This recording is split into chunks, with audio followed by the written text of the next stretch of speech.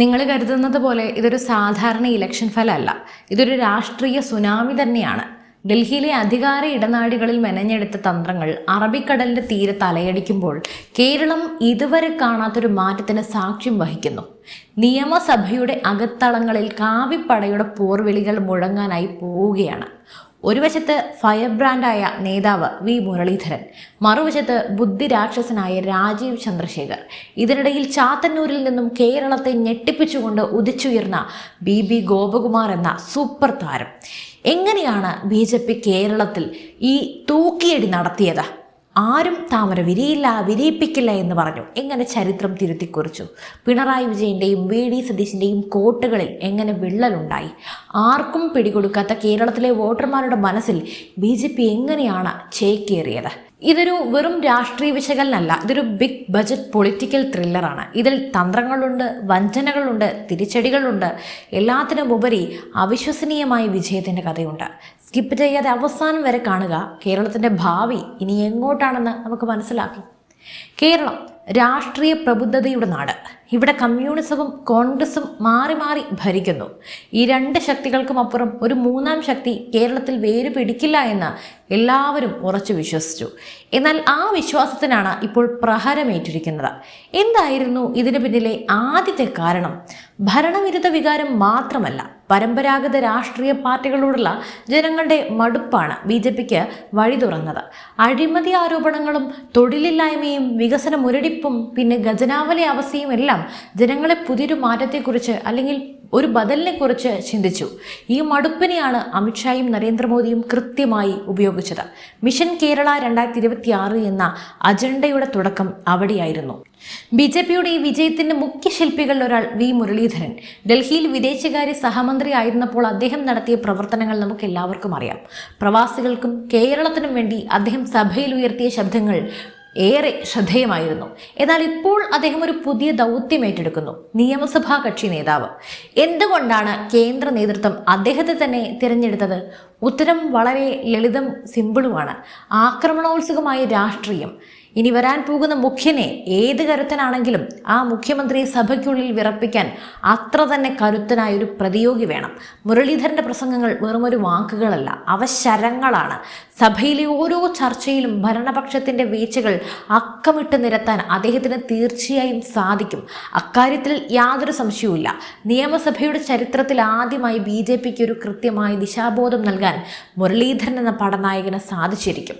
ഇനി നിയമസഭയിലെ മൈക്കുകൾ BJPയുടെ ശബ്ദത്തിന് മുന്നിൽ നിശബ്ദമാകില്ല.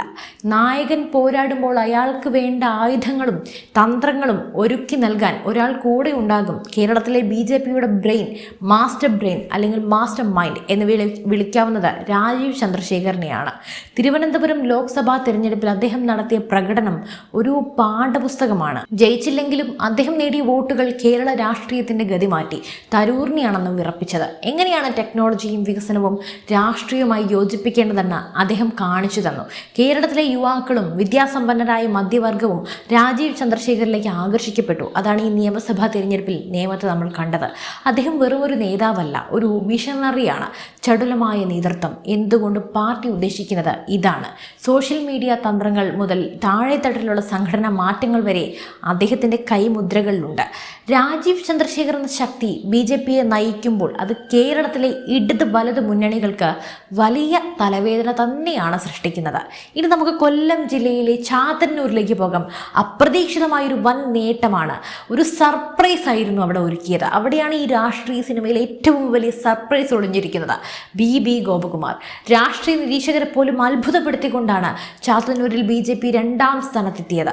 വോട്ട് വിഹിതത്തിലുണ്ടായ കുതിച്ചുചാട്ടം കേരളം മുഴുവൻ ചർച്ചയാക്കി. ഗോപകുമാർ എങ്ങനെയാണ് ഇത് സാധിച്ചത്? അങ്ങനെ 2ാം സ്ഥാനക്കാരനായ ഗോപകുമാർ ഒറ്റയടിക്ക് അടിച്ചു കയറി അങ്ങനെ ചാത്തന്നൂരിനെ പിടിച്ചടക്കി. അദ്ദേഹത്തിൻ്റെ വിജയം ഒരു സുപ്രഭാതത്തിൽ ഉണ്ടായതല്ല, അത് ആദ്യം തന്നെ പറയട്ടെ. ജനങ്ങൾക്കിടയിൽ അദ്ദേഹം നടത്തിയ നിരന്തരമായ പ്രവർത്തനങ്ങൾ, ജനകീയ പ്രശ്നങ്ങളിൽ ഇടപെടൽ, വിട്ടുവീഴ്ചയില്ലാത്ത നിലപാടുകൾ, ഇവയെല്ലാം ഇതെല്ലാം തന്നെ അദ്ദേഹത്തെ ജനപ്രിയനാക്കി. ചാത്തന്നൂരിലെ മോഡൽ ഇപ്പോൾ കേരളം മുഴുവൻ BJP നടപ്പിലാക്കാൻ ശ്രമിക്കുകയാണ്. സാധാരണക്കാരുടെ ഇടയിലേക്ക് ഇറങ്ങിച്ചെന്ന് അവരുടെ ഭാഷയിൽ അവരുടെ രാഷ്ട്രീയം സംസാരിക്കുക. ഗോപകുമാർ ഇന്ന് BJPയുടെ പോസ്റ്റർ ബോയാണ്. കഠിനാധ്വാനം ചെയ്താൽ ഏത് ചുവന്ന കോട്ടയും തകർക്കാമെന്ന് അദ്ദേഹം തെളിയിച്ചു. BJP ഇപ്പോൾ വെറുമൊരു വോട്ട് പിടിക്കുന്ന പാർട്ടിയല്ല എന്ന് ആദ്യം തന്നെ മനസ്സിലാക്കി തന്നു. അവർ അധികാരം ലക്ഷ്യമിടുന്ന ഒരു സംവിധാനമാണ്. ഇതിനായി അവർ സ്വീകരിക്കുന്ന തന്ത്രങ്ങൾ വളരെ വലുതാണ്. കേരളത്തിലെ ക്രൈസ്തവ സഭകളുമായി BJP ഉണ്ടാക്കിയെടുത്ത പുതിയ ബന്ധം രാഷ്ട്രീയ കേരളത്തെ ഞെട്ടിച്ചു. ലവ് ജിഹാദ് മുതൽ റബ്ബർ വില വരെ, മുനമ്പം വിഷയം വരെ ചർച്ചയാക്കി ക്രൈസ്തവ സമൂഹത്തെ തങ്ങളോട് അടുപ്പിക്കാൻ അവർക്ക് സാധിച്ചു. അതുപോലെ തന്നെ യുവാക്കളുടെ പിന്തുണയാണ് മറ്റൊരു പ്രധാനപ്പെട്ട കാര്യം. കേന്ദ്ര സർക്കാരിൻ്റെ സ്കീമുകളും സ്റ്റാർട്ടപ്പ് ഇന്ത്യ പോലെയുള്ള പദ്ധതികളും മുദ്രാ ലോണും യുവാക്കളെ BJPയിലേക്ക് ആകർഷിക്കുന്നു. കമ്മ്യൂണിസ്റ്റ് സിദ്ധാന്തങ്ങളെക്കാൾ വികസനത്തിൻ്റെ ഭാഷ അവർക്ക് ഇഷ്ടപ്പെട്ടു തുടങ്ങി.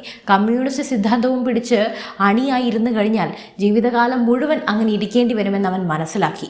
ഗ്രൂപ്പ് തർക്കങ്ങൾ മാറ്റി നിർത്തി ഒരു ടീമായി പ്രവർത്തിക്കാൻ കേന്ദ്ര നേതൃത്വം നൽകിയ കർശന നിർദ്ദേശങ്ങൾ BJPക്ക് ഏറെ ഗുണകരവുമായി. അതുപോലെ തന്നെ സ്വർണ്ണക്കടത്ത് മുതൽ സ്വർണ്ണക്കൊള്ള വരെയുള്ള, അതുപോലെ പിൻവാതിൽ നിയമനങ്ങൾ വരെയുള്ള ഓരോ വിഷയവും ജനങ്ങളിലേക്ക് എത്തിക്കുന്നതിൽ, ജനങ്ങളുമായി സംസാരിക്കുന്നതിൽ, ബോധ്യപ്പെടുത്തി കൊടുക്കുന്നതിൽ അവർ വിജയിച്ചു.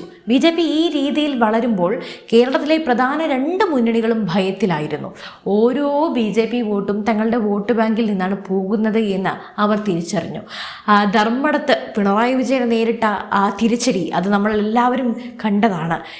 5-6 റൗണ്ട് വരെ അദ്ദേഹം പിന്നിലായിരുന്നു. മുസ്ലിം ഹിന്ദു ക്രൈസ്തവ വോട്ടുകൾ ഒന്നിച്ചു നിന്നിരുന്ന പഴയകാലമൊക്കെ അവസാനിച്ചു.